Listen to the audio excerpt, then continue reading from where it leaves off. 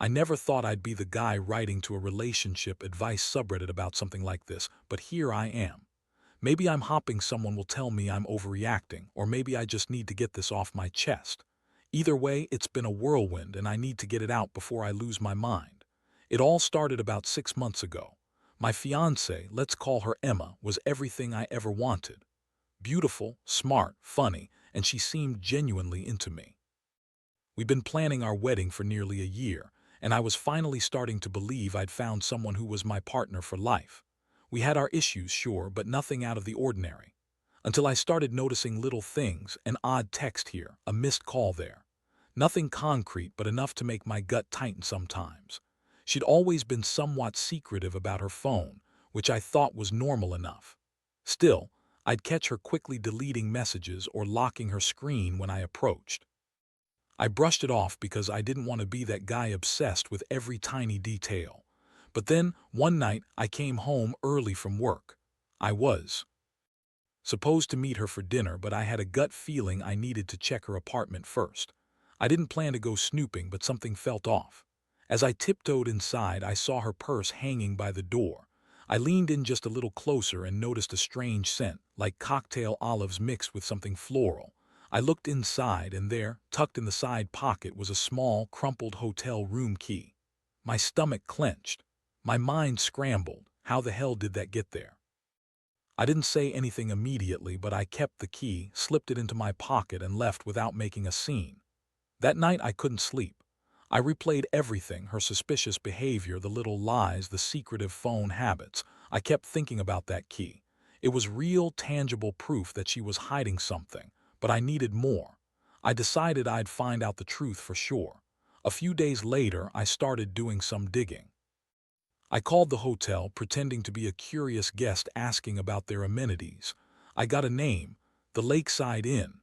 I kept my tone casual but firm. Then I told her I was planning a weekend getaway to clear my head. I wanted to see if I could find that room. I didn't want her to know I was onto her. The day I decided to go, my palms were slick with sweat. I drove there, heart pounding. The hotel was modest, a low-rise building with faded paint. I parked and went inside, trying to look casual but feeling like I was about to burst out of my skin. I approached the front desk, gave them the room number from the key, and asked to see if the room was available. They handed me the key card with a small smile and told me it was a non-smoking room on the second floor. I took the elevator up, my stomach flipping. When I got to the room, I hesitated. My hand hovered over the door handle as I stared at the small, brass number 204. I took a breath, then pushed the door open slowly. Inside, it was just as I expected: crumpled sheets, a faint smell of perfume, and a half-empty bottle of wine on the bedside table. I looked around and saw the remnants of a night she had clearly tried to hide: a used tissue on the nightstand, lipstick smudges on the glass, and there on the dresser, her jewelry box. I felt cold all over as I opened it. Inside, among her earrings and necklaces, I noticed a small velvet pouch. I reached in and pulled out something that made my stomach turn: a set of hotel room keys, identical to the one I found in her purse. Plus, a crumpled napkin with her lipstick smudge. My mind raced. All those nights she'd said she was out with friends, working late, or at her parents'. Turns out she was lying right to my face. And her best friend Jake, the guy I trusted more than anyone, was right in the mix. I felt a rage boiling up I'd never experienced before. I wanted to scream, to destroy everything in that room. Instead, I grabbed the keys, her jewelry box still open, and left. Back in my apartment, I sat on the couch, trembling. I was shaking so bad I thought I might throw up. My mind kept replaying her smile, her laugh, all the times she told me she loved me. It was like a bad joke, one I'd been blind to the punchline. The entire time, I knew this was just the beginning. I had all the proof I needed, and I was going to do something about it. I didn't plan to get even because I was hurt. No, I wanted something more. I wanted her to feel the same betrayal, the same loss I felt. And I was ready to make her pay. That's where I stand now. The pieces are in place, and I'm plotting my next move. If she thought lying was enough to get away with this, she's in for a rude awakening. Just wait. I'm not gonna lie, after I got back from that hotel, I felt sick. Not just because I'd seen what I saw, but because I realized how deeply I'd been played. All those nights she'd told me she loved me, how she'd promised to be faithful, and then she was out with Jake, hiding keys, lying about everything. I couldn't wrap my head around how I missed all the signs, how I'd trusted her even when my gut was telling me otherwise. But once I had the proof, that set of keys, the jewelry box, the whole scene in that room, I knew I couldn't pretend any longer. I had to decide what to do next. I sat there on my couch, palms sweaty, heart pounding so loudly I thought everyone around could hear it. I kept telling myself this wasn't just a fling or a bad night. It was a betrayal that cut so deep I wondered if I'd ever feel normal again. The first thing I did was call her. I didn't want to talk face to face just yet. I just needed to hear her voice, get a reaction. So I dialed her number and she answered with that sweet, concerned tone she always used. "Hey babe, what's wrong? You sound upset." I took a steadying breath and decided to be direct. "Where were you last night?" I asked, voice steady but cold as ice. There was a pause, then she said, "I was out with some friends." "Why?" "Really?" I said, "because I just came back from the lakeside in room 204. Guess what I found?" Her voice caught. "What do you mean? Are you serious?" "Oh, I'm serious," I said. "Keys, jewelry box with your stuff, night in that room." "Me, Emma, what exactly was going on? Or do you want to keep lying?" Another pause. Then she burst out, "You're overreacting. It's not what you think. That was just a mistake, I swear." That's when I knew her lie was falling apart. She was trying to spin it, but I'd already seen too much. The evidence was overwhelming. I told her I'd be over in 10 minutes to talk face to face, but honestly I was already making plans, because I knew I couldn't stay quiet anymore. When I arrived at her place, she was nervously packing, her face pale. "I didn't mean for it to happen," she mumbled. "It was a moment of weakness. I didn't think it meant anything." I stared at her, feeling my jaw tight. A moment of weakness? Is that what you call sneaking out, lying about where you're going, and hiding keys in your jewelry box? You lied about everything, to my face. She looked like she was about to cry. "Please, don't do this. I love you." "I made a mistake and I'll fix it, I swear." I shook my head. I'd had enough. "Fix it? No, Emma. I don't think I want to fix this. I think I want to end it, because you've shown me who you really are, and I don't want to be with someone who can lie to my face about something this big." Her eyes welled up, but there was a flicker of something else, desperation, maybe anger. "You're overreacting. You're just hurt. You'll see, I'll make it right." That's when I told her I was done. "You lied to me for months. You went behind my back with my best friend. Do you have any idea how that feels? You think you can just wave a magic wand and fix everything? No, I want out." I left her apartment that night feeling both lighter and more furious than I ever had. The betrayal had cut so deep I could still taste the bitterness. I knew I couldn't just walk away quietly. I had to plan my revenge. Not in some reckless, destructive way, but in a way that made her feel the same sting I was feeling right now. Over the next few days, I started putting my plan together. I didn't rush. I wanted to do this right, to make her realize what she'd lost. I reached out to Jake, my so-called best friend, and arranged to meet him. That was the first domino. I needed to understand how deep his involvement went, and I needed some answers. When I finally confronted him, he tried to act innocent, like he didn't know I had found out. But I didn't buy it. I told him I knew everything. The lies, the sneaking around, the hotel keys. He looked caught, cornered, and I saw the guilt flicker in his eyes. "You were supposed to be my friend," I said, voice low and dangerous. "How could you do this?" He looked away, but I pressed harder. "You think I'm just gonna forget? You think I'm just gonna move on? No, you're going to pay for this, Jake, I promise you that." And I wasn't bluffing. The plan was starting to take shape. I knew what I had to do, make her feel the loss, the betrayal, the sting of seeing what she'd thrown away. It was time to execute my revenge, and I was ready. The pieces were in motion, and she had no idea what was coming. Next part. After I confronted Jake, I felt a strange mixture of satisfaction and ice-cold resolve. Seeing him squirm, knowing I had the proof that would hit him hard, it sharpened my plan. I wasn't just going to leave things as they were. I wanted her to feel the same gut punch I'd been carrying around. I had to hit her where it hurt, and I had to do it quietly, carefully. I couldn't risk her noticing I was onto her, not yet.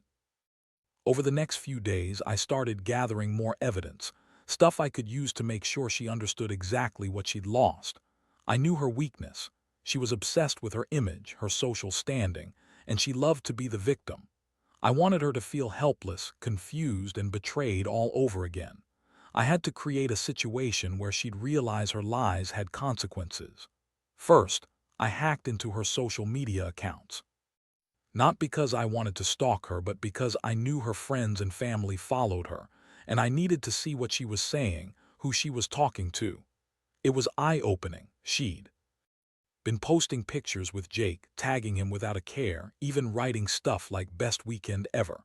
And so lucky to have him. That confirmed she'd been lying about friends' nights. It was out in the open now. Next, I made a fake email account, one that looked like it belonged to a new admirer or someone she'd find intriguing. I started sending her flirty messages, compliments, just enough to get her hooked. I wanted her to believe she was still desirable, still wanted. I crafted a story about how I'd been seeing someone else, a woman who was sophisticated, confident, and not afraid to call her out on her lies. It was a lie, of course, but it was enough to make her start second-guessing her own secrecy. One afternoon, I texted her from the fake account. "Heard you've been busy. Looks like you're still the same," I wrote, trying to sound casual but with an undercurrent of menace. She responded almost immediately. "Who is this? How did you get this number?" I played it cool. "Let's just say I found out some things. I know about Jake, the hotel keys, everything, and I want to see where this goes." I could almost hear her blood run cold. Her reply was hesitant, then defensive. "You're crazy. I don't know what you're talking about. Leave me alone." That was perfect. I knew she was starting to panic. Now I needed her to leave her guard down. I had a plan to make her think she still had the upper hand, to make her feel safe enough to reveal more. I started dropping little hints, sending more messages, a few flirtatious, a few stern, whatever I thought would keep her hooked without blowing my cover. Meanwhile, I kept my eyes open for more opportunities. I knew she'd be desperate to cover her tracks, so I set up a few more fake accounts, monitored her social media activity, and even planted a few subtle clues in her apartment. An anonymous note slipped into her purse, a fake email from someone claiming to be interested, just enough to keep her paranoid. All the while, I was rehearsing how I'd finally make her face the music. I wanted her to see with her own eyes that I knew everything. I was building up to the perfect moment. I didn't want her to suspect I was behind it all. No, I wanted her to believe she still had some control. One night she called me, voice trembling. "Listen, I don't know what you're doing, but you better stop. I swear if you keep this up." "I'm just watching," I interrupted smoothly. "And I suggest you do the same, because the truth's going to come out, Emma. And when it does, I want you to remember, you really should have been honest from the start." That call left her speechless, I could tell. She knew I'd been digging, that I was onto her. The game was shifting and I could feel it in my fingertips. I was close. So close. Next, I planned my final move. I'd arranged for her to come to a meeting I'd set up, one where she'd think she's getting away with everything. All I had to do now was wait for the right moment, when she'd be most vulnerable and least suspecting. Because once she walked into that trap, there'd be no turning back. And that's when she'd finally see exactly what I was capable of. The days blurred into a slow, tense countdown. I watched her from a distance, letting her believe she still held the upper hand. Every message she sent, every move she made, I analyzed it like a chess game. I needed her to think she was in control, but I was the one pulling the strings all along. The final act was almost here. One evening she reached out again, her voice shaky but trying to sound confident. "So, what do you want? Just tell me what you're planning and maybe I'll listen." I kept my tone calm, almost bored. "I want you to come to our apartment tomorrow, at noon, alone. No Jake, no friends, just you and me. And if you're honest, I'll turn over the keys and everything else I've found." She hesitated, then finally relented. "Fine, I'll come, but I'm warning you, I don't think this is going to end well for either of us." That's when I knew she was scared. Good. That's exactly how I wanted her. I spent the night preparing, making sure everything was in place. I cleared the apartment, set up my phone to record, and arranged a stack of her things. The jewelry box, the hotel keys, the fake email exchange, all ready to be displayed. I wanted her to see it all at once, the proof of her lies and betrayal. The next day I waited in the living room, nerves jangling. When she arrived, her face was tense, eyes darting around like she was trying to find an escape route. She looked fragile, like she knew she'd crossed a line she couldn't uncross. I didn't bother with small talk.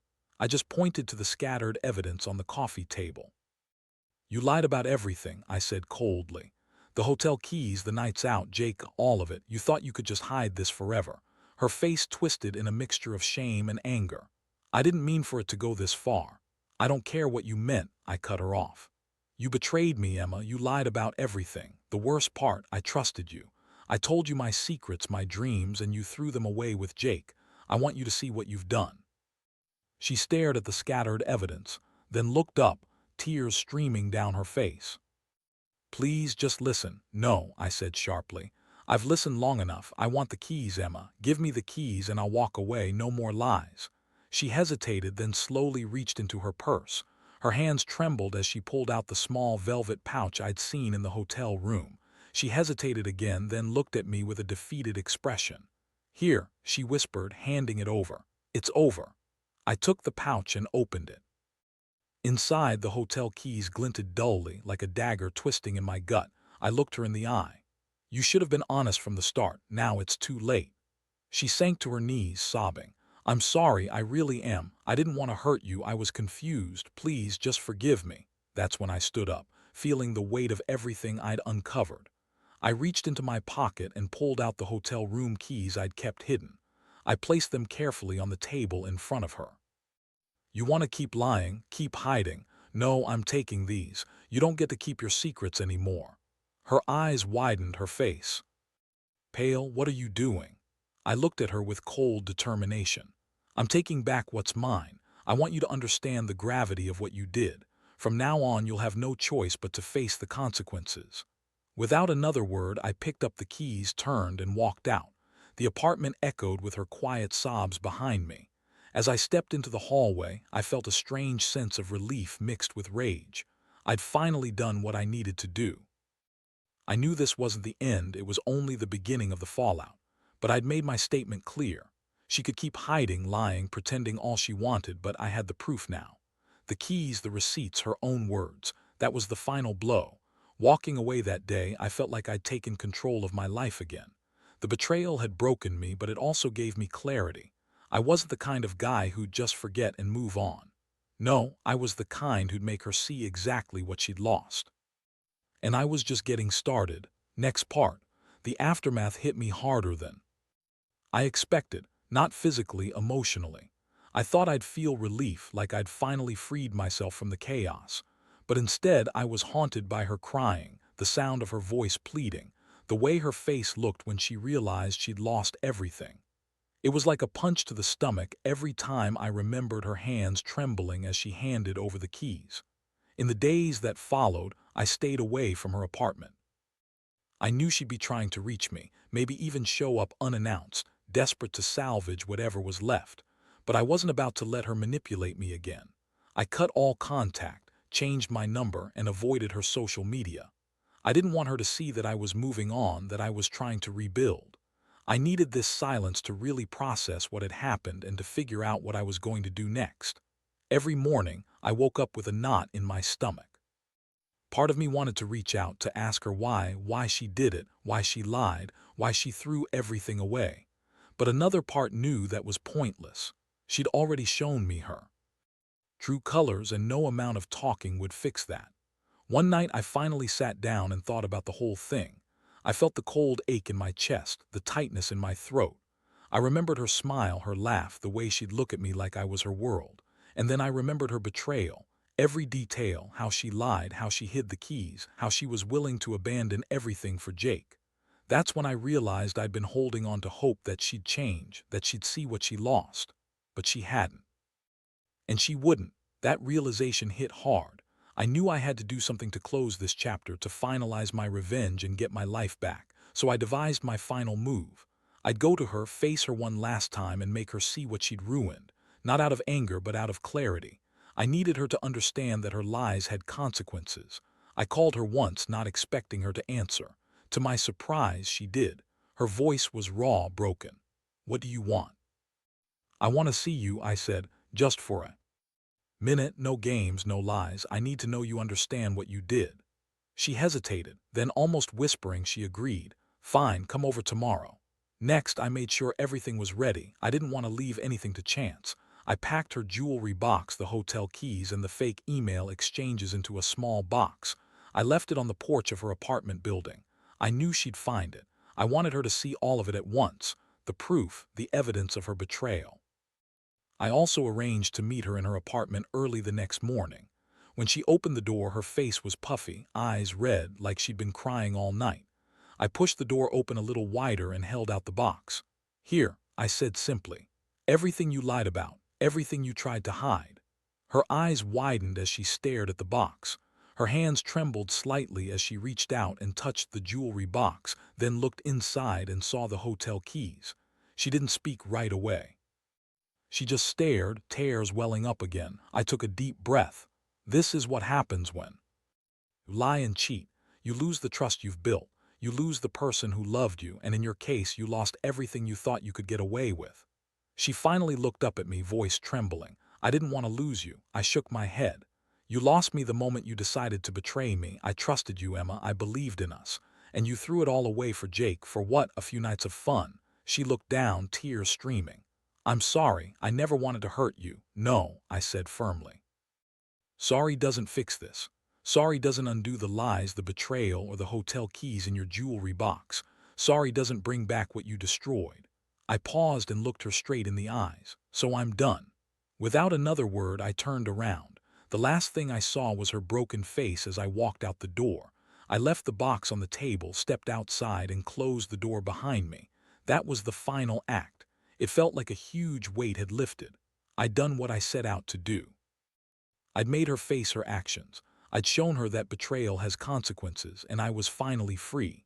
The betrayal still stung, but now I knew I was rid of her lies, her secrets, and the pain she'd caused. Walking away from her apartment, I realized something. No matter how much it hurts at the start, truth and integrity are what matter. And I'd chosen to walk away with my dignity intact. That's what mattered most. I finally closed this chapter, and I finally started to heal. Next part. It's been a few weeks since I handed over the keys, and honestly I feel a strange mixture of relief and emptiness. The chaos has subsided, but the wounds still ache. Still, I know I made the right choice. Walking away from her, from that entire mess, was the hardest but clearest thing I've ever done. I can't claim I'm completely healed, but I'm definitely on the way. Since that day, I've been focusing on myself. I started going to the gym again. Spent more time with friends I trust, the ones who never judged me or looked at me differently because of her. I've even picked up some hobbies I'd neglected, reading, hiking, just trying to reconnect with who I am outside the chaos. It's slow, but I can see the change happening, and that's what keeps me going. Now, looking back, I realize what I've learned from all this. Trust is fragile. It's built on honesty, respect, and consistency. Once those are broken, everything else crumbles. If I could give someone advice right now, it would be this: listen to your gut. No matter how much you love someone, if your instincts are screaming that something's wrong, don't ignore it. Trust isn't just about feelings, it's about actions. Pay attention to the small red flags, they're often the biggest warnings. Also, don't be afraid to walk away. No matter how painful, it's better to lose what's toxic than to keep it and lose yourself. I learned that the hard way. The truth about betrayal is that it's a scar, not a scarlet letter. It's something you carry, but it doesn't have to define you. You get to choose how you move forward. And finally, I want to tell anyone who might be in a similar situation, you're stronger than you think. Yes, betrayal cuts deep, but it also teaches you your worth. You deserve honesty, respect, and loyalty. Never settle for less. If someone betrays you, don't second-guess yourself or try to fix it, walk away. The right people will respect you enough to be honest and faithful. The wrong ones, they're just taking up space in your life. As I sit here writing all this out, I finally feel a sense of closure. Not because I think I've forgotten, but because I've taken control. I've faced the pain, learned from it, and moved on. That's the real victory. I may never forget what she did, but I'll never let it define me. I'm reclaiming my life piece by piece. So to anyone out there who's been betrayed or hurt, it's okay to feel broken for a while. It's okay to be angry, to cry, to question everything. But don't stay stuck. Use that pain as fuel. Rebuild yourself stronger, wiser, and more aware. Love is a gamble, yeah, but trust is earned, not given away freely. And when someone betrays that trust, it's on you to decide whether to forgive, forget, or walk away. For me, I chose to walk away. And honestly, I've never been more certain about anything in my life. That jewelry box and those hotel keys, they're gone now. But my dignity, my peace, and my future, that's what I'm holding on to. And that's what really matters.